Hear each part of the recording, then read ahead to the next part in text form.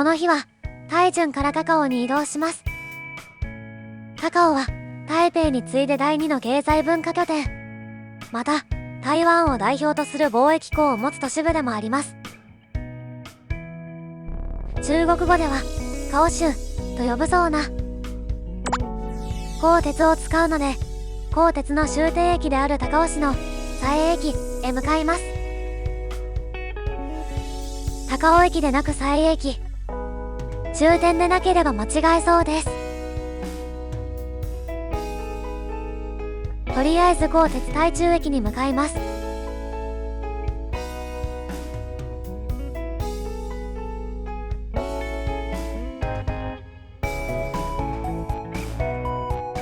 飲食店やショップがたくさんありますね。歩いていると日本で馴染みのある店名がちらほら。ファミマセブンに負けるな。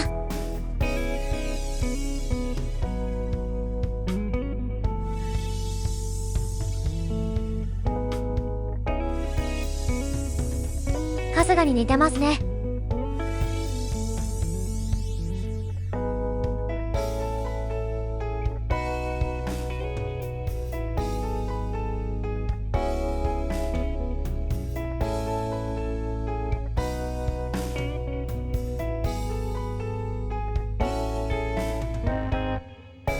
あ、ポート屋だ。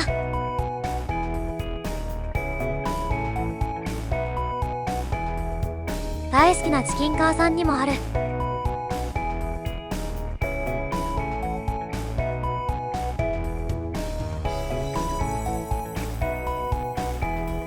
モスバーガーが赤い。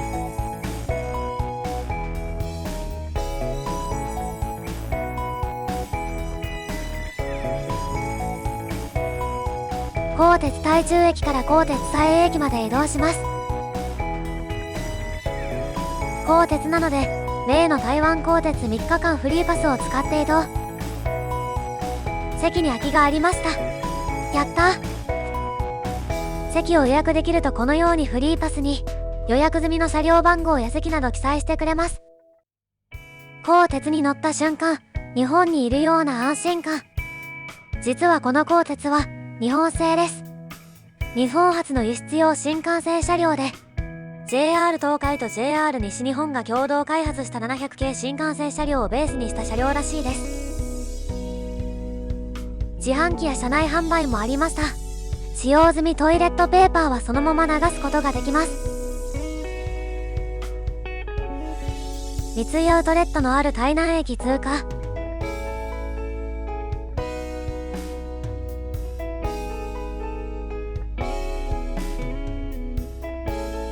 佐江駅に到着。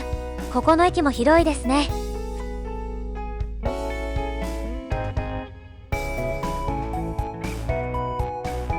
佐江駅から高尾マリオットホテルまではウーバーで行きます。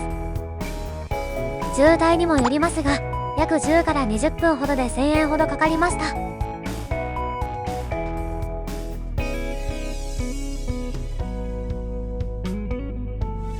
高尾マリオットの横にはコストコがあります。大型ショッピングも併設していてどでかいホテルでした。パン屋さんやカフェがロビーフロントエリアにあります。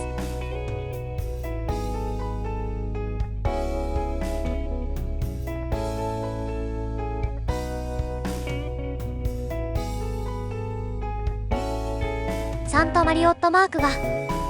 パンや焼き菓子、サラダやケーキがありました。こっちへ行くとイースカイモールへ行けます。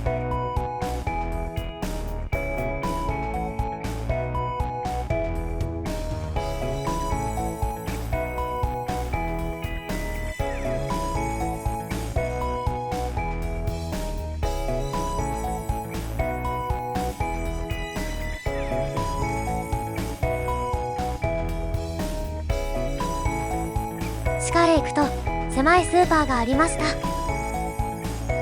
カップ麺もありますよ。飲食店エリアもあって見るものが多くて楽しい。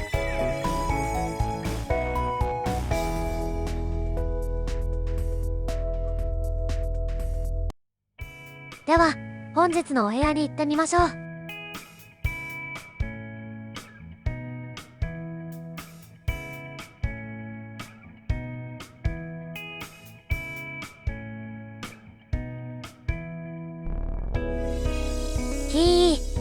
すごく高い吹き抜けがあります。この一番下には屋内プールがあります。後ほど紹介しますね。先ほどの吹き抜けが真ん中に空いています。エグゼクティブグランドスイート92平米。部屋に入ってすぐ右にはシャワーとトイレがあります。電子レンジもあった。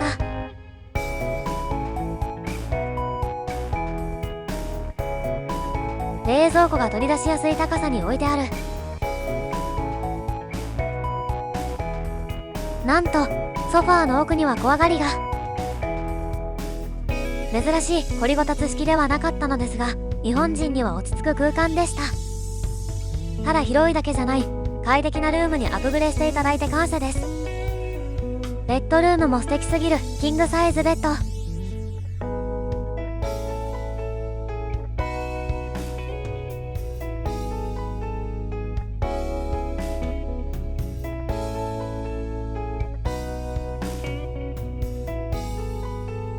大理石のバスルームにはロングなバスタブ。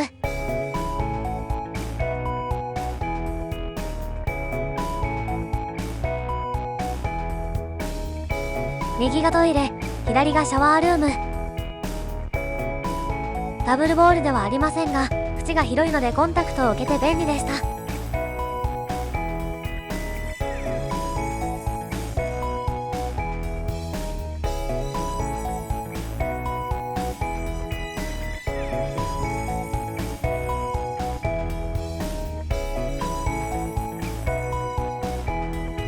ドライヤーはスイス製のバレラ。結構な風量でグッと。窓からの眺め。ウェルカムスイーツはキャラメルポップコーンだった。即食べました。この日の晩ご飯は疲れていたので、とりあえずラウンジ飯でもという話になったのですが、食事後の体力の戻り具合を見てどうするか決めることにしました。広くて綺麗で開放的なラウンジでした。お料理はとても充実していましたよ。ここのラウンジだけで夕食が完結できます。スタッフも結構人数がいたのでサービスも早かったです。シシャモフライうまうま。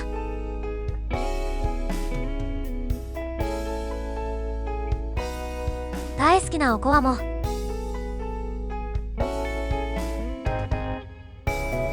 日本式の照り焼きだそうです。少しバカにしていましたらとても美味しかったです。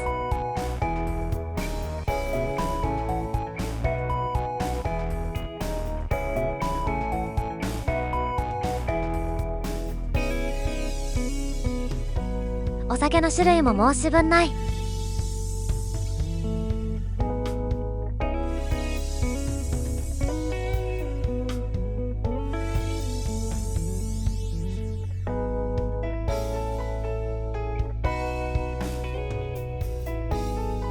ピザマンのような味で私好み、美味しかった。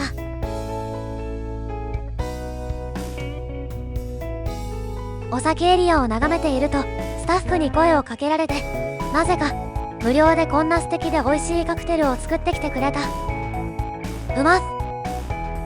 ありがとうございます。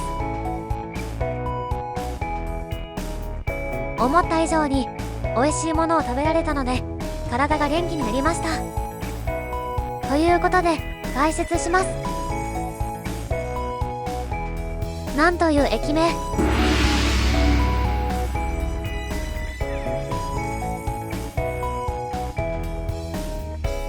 初見では読みにくいですね。向かうは美麗駅。MRT 南北を走るレッドラインと東西を走るオレンジラインの交差する駅です。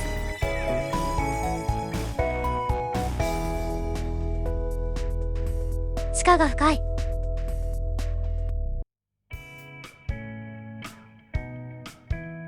美麗駅について改札へ向かっていくと、中央に光のドームというすごいダイナミックなステンドグラスがあります。イタリア人アーティストが4500枚ものステンドグラスを手作業で作り上げたそうです。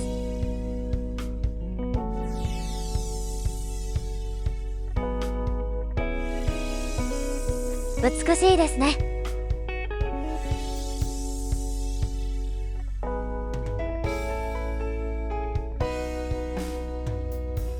気になっているお店は6号観光夜市がある出口1番を出てすぐのところ。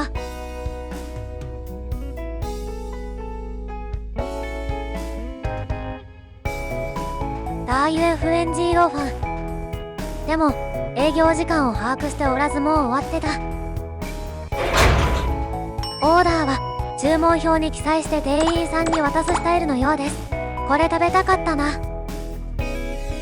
続いては台湾といえばこれも忘れてはいけない。高雄といえば、そう、パパイヤミルク。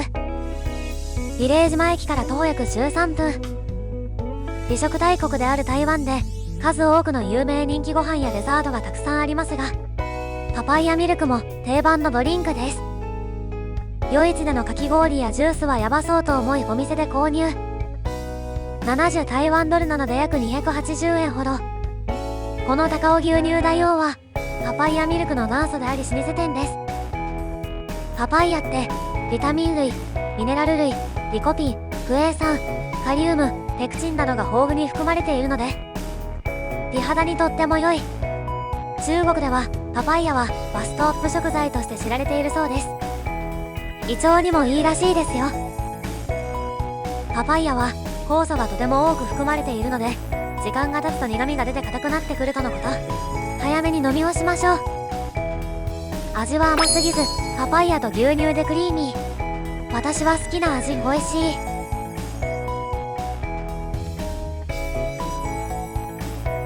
帰りは高尾の数ある夜市の中で一番有名な夜市を通ってホテルに帰りました。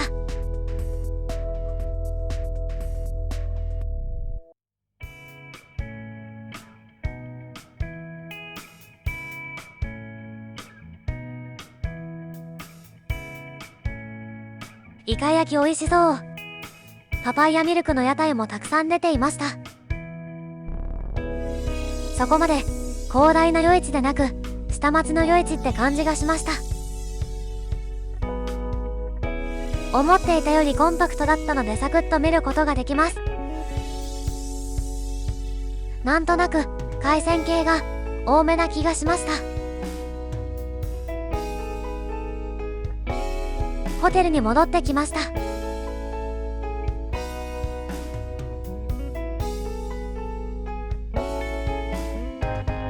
高尾マリオット12階にはマッサージ、プール、ジャグジー、フィットネスジムが入っています。これらをまとめた総合カウンターで受付。私たちはプールでなくてジャグジー利用だったのですが、水泳帽が必要と言われ持ってきていなかったので購入する羽目に。フィットネスセンターは広くて数種類のマシーンがあってびっくりしました。プライムミルもある。ここには男女別の更衣室があり、ロッカーと化粧台、個室シャワー、水着脱水機がありました。ここを利用する際はビーチサンダルがあった方がいいと個人的に思った。がっつり水泳用のプールの横にこんな立派なジャグジーエリアがあるんですよ。しかも吹き抜けになっているので天井が果てしなく高い。ルームツアーをするときに吹き抜けを紹介したと思うのですが、吹き抜けの下にはこのジャグジーがありました。サウナもあり男女別で分かれています。ホテル当食も紹介します。朝食会場はブッフェスタイルのオールデイダイニング。キッチンが丸見えです。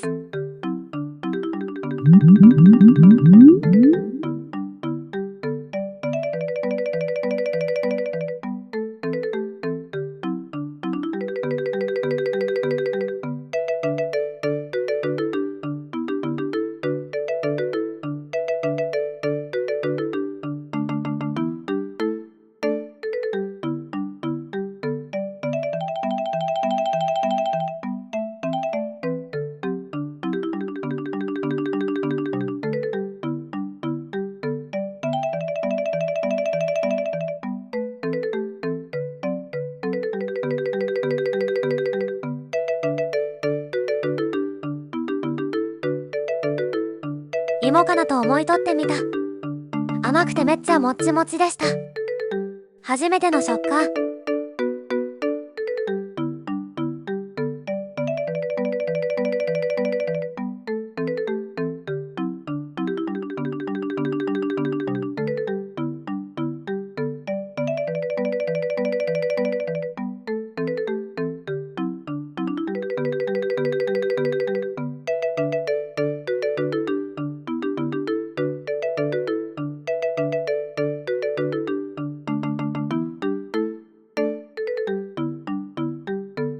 この形のパンかわいい。潰したくなる。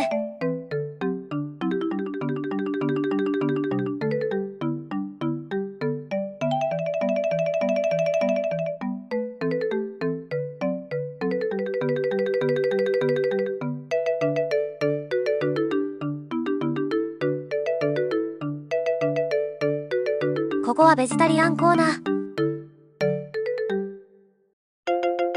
蒸し野菜やタケノコや芋の炒め物などがありました。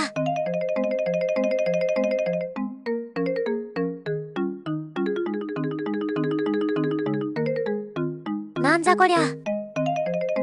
めっちゃ心躍る。でもランチとディナー時のみ食べることができるみたい。すき焼きがあったので撮ってみた。薄いすき焼きでした。ごちそうさまでした。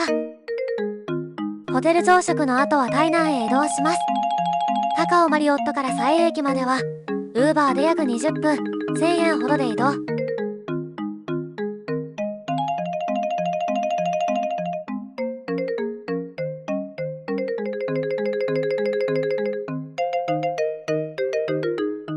新佐駅から台南高鉄駅、ここでコインロッカー利用。決済カードをピタッと結構な時間を押し付けてないと反応しないので注意。野良犬がいた。目を合わせないようにしないと。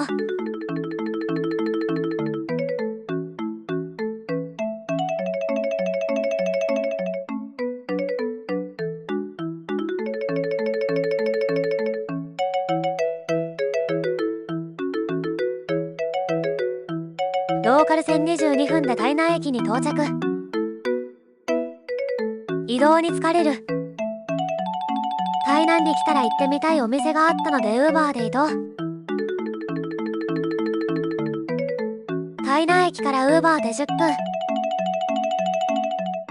分。道が狭いのでウーバーは途中まで。お店までは歩いていきます。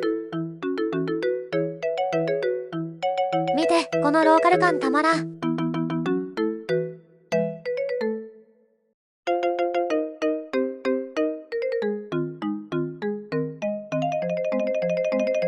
あったあった。店名がわからん。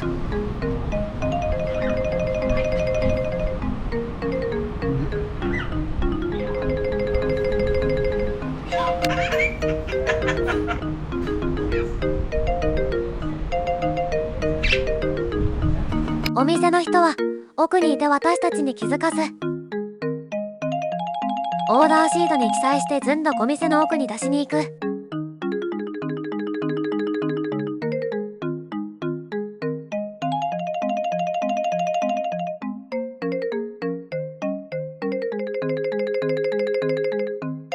私たちは3品選びました。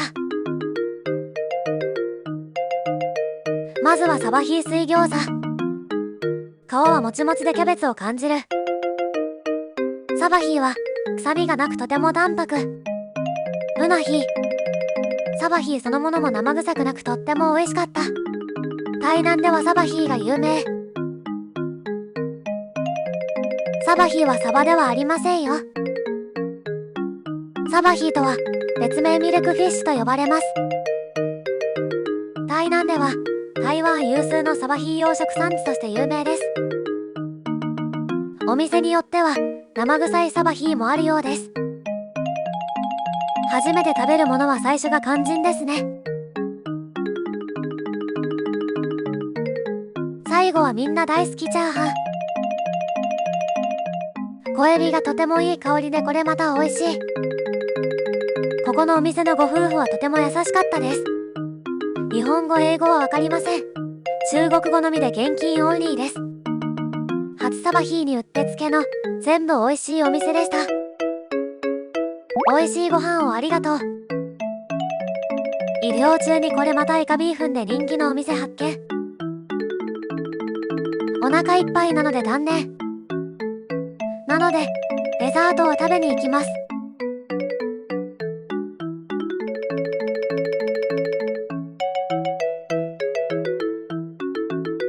台湾っぽい風景でいいですね。道の向こう側に見えるお店です。サバヒーのお店から徒歩8分。ここアンピン豆腐本店は創業1970年のお店です。豆腐はとは豆腐に甘いシロップや小豆などのトッピングをしていただくデザートです。ヘルシーで罪悪感なし。かき氷には小粒のタピオカがたっぷり入っていました。豆腐は紅豆と緑豆をトッピング。さっぱりしていて美味しいですね。私は豆腐の方が好み。近くに永楽市場と水仙宮市場もあります。朝市の時に来たら活気があったのかな。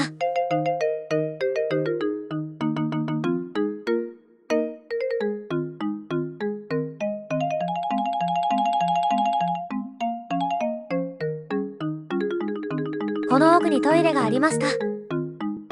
ローカル線の台南駅には大活躍のオーバーで帰りました。高尾&台南編のご視聴ありがとうございます。次回台北に続く